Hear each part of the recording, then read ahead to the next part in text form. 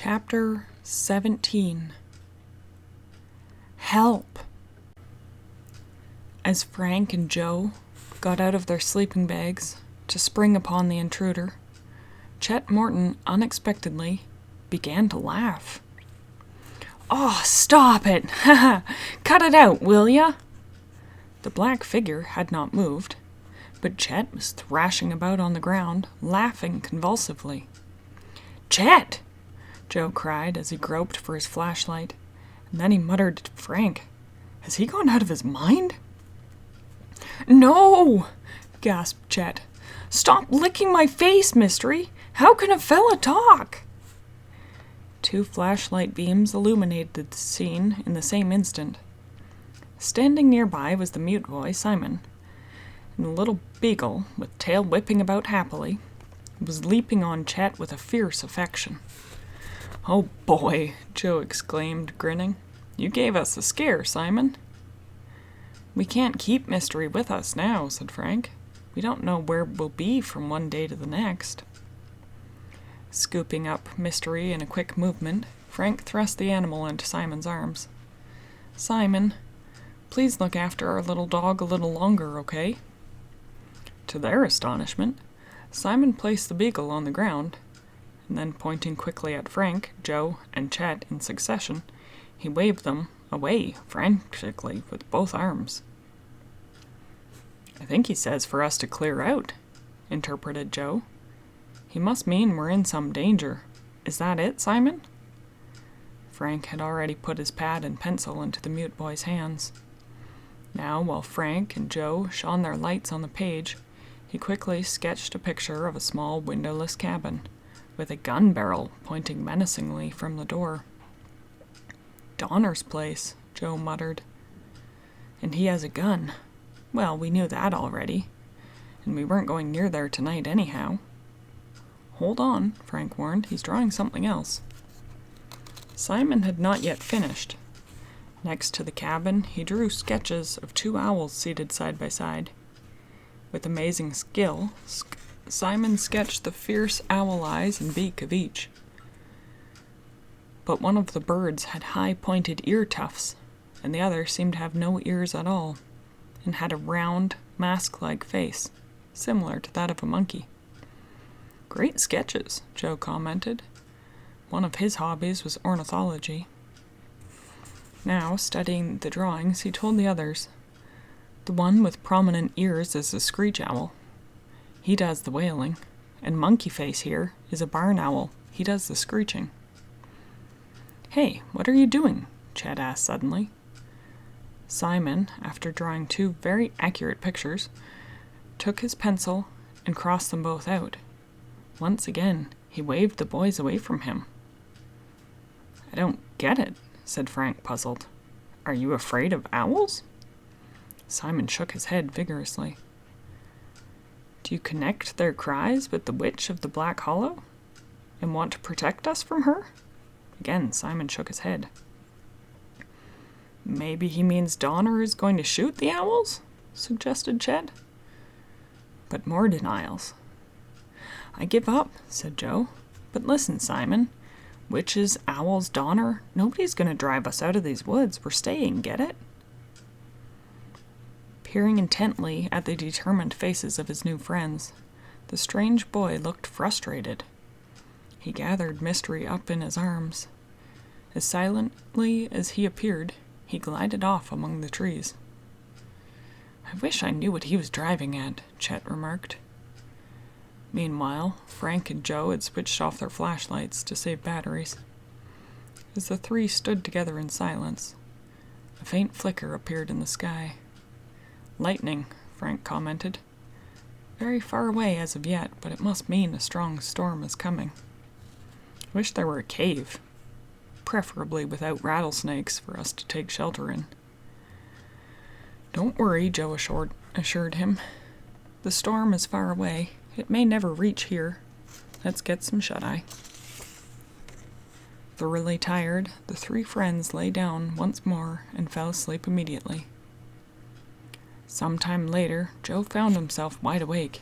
His heart was pounding violently. The luminous dial of his watch told him that nearly 2 hours had passed. The darkness seemed thicker, the air heavier than a few hours before. "Frank, Chet, did you hear it?"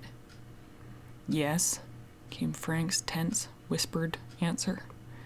"There it is again." The heavy, oppressive silence was shattered again by a scream. A horrible, drawn-out cry. Again it sounded, this time harsher and higher-pitched, and then a third time. "That's a human being in trouble," exclaimed Frank, leaping to his feet. "Quick, roll up your sleeping bags and shove them out of sight underneath these bushes. Let's go. Somebody needs our help."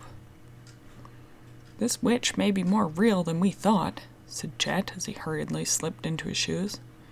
Do you suppose she's torturing Captain McGuire?"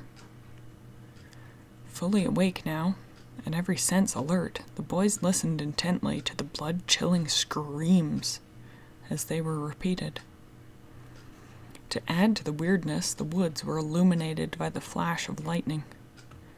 "That cry was in the hollow, not too far from here," Frank directed. "Let's go." "Turn on all flashlights," Joe called as he rushed forward. "Speed is important." The 3 boys dashed along the path to Black Hollow. "Halt!" Frank ordered as the screams came once more. Carefully, he placed their direction. "We won't go down to the floor of the valley," he decided. "The cries seem to be coming more from the side. We'll stick to this upper path instead." Once again the young detectives rushed forward, halfway up the steep, partly wooded side of the hollow. But within seconds, Frank halted them again. "Now what?" Joe asked breathlessly. "I don't hear any more screaming." "There's something else. Do you hear it?" Straining his ears to their utmost, Frank listened intently. But hearing was difficult, for the night was no longer a quiet one. The wind that comes before a thunderstorm was now sweeping through the hollow like an onrushing wave. In the frequent flicker of lightning, huge trees could be seen waving wildly, showing their pale undersides of their leaves. The limbs creaked, the wind hissed in the leaves. But throughout it all, Frank's ears seemed to detect another sound. "What is it?" queried Joe. "A kind of thin, human voice calling. But with this wind, I can't be sure." Just then, there came a long flicker of lightning. Joe pointed to a nearby tree. Perched motionless on the limb was a full-grown owl, its huge eyes unblinking even in the vivid glare. Then darkness closed in again. Suddenly, the air was rent by a terrifying scream from the valley floor. Frank, Joe, and Chet were startled. They crouched breathless upon the rock where they had halted. The snap of twigs on the ground alerted them to the movement of a heavy body in the woods just below. Frank and Joe kept their eyes fixed on a small grassy clearing to their left. Suddenly, something huge, black and solid, moving cat-like upon all fours, padded unhurriedly into the grassy area. Then noiselessly it glided into the blackness of the trees on the other side. A wildcat! Joe's heart raced with excitement. So that's what's been making those horrible screams. "But this isn't wildcat country," Frank protested. "Hush," Joe signaled. Over the sound of the wind and the growl of the thunder, the boys distinctly made out a thin, quavering voice. "Skippy!" it called. "Skippy!" "Good grief, it's Bobby Thompson!" Chet cried out in horror. "He's down there looking for his lost dog." "He must be somewhere among those trees ahead, where that big cat disappeared just now," exclaimed Frank. As he spoke, the howling scream of the mysterious cat-like beast ripped through the night once more. From the same direction came the little boy's frightened sobbing. "Oh, Skippy, where are you? I want my mother. Help! Frantically, Frank, Joe, and Chet raced and stumbled forward along the rocky side of the hollow. The big cat sounded off again, and Bobby Thompson's pathetic whimpering grew louder and nearer. "Oh, I'm afraid. I want to go home." "He must be around here somewhere." "Bobby!" Joe called out. "Stay where you are and don't move. We're coming to help you." Suddenly the path of the three boys was blocked by the spreading limbs and branches of a large tree growing up from the floor of the hollow just below. Bobby's sobs seemed very close now. In desperation, Frank, Joe, and Chet swept the valley floor below with the beams of their flashlights. At first, they saw only the storm-whipped branches of the trees. "There!" cried Frank at last. The yellow beams had finally located the little boy. Wearing a jersey and short pants, he stood cowering at the base of the big tree just below them. He was hiding his face with one arm, and he'd raised the other in an effort to protect himself. A few short yards away, a pair of malevolent green eyes glowed in the flashlight beams. Unblinking, the eyes stared at their prey. The big animal coughed deep in his throat. The tail lashed about savagely as the beast crouched for the kill. End of chapter 17.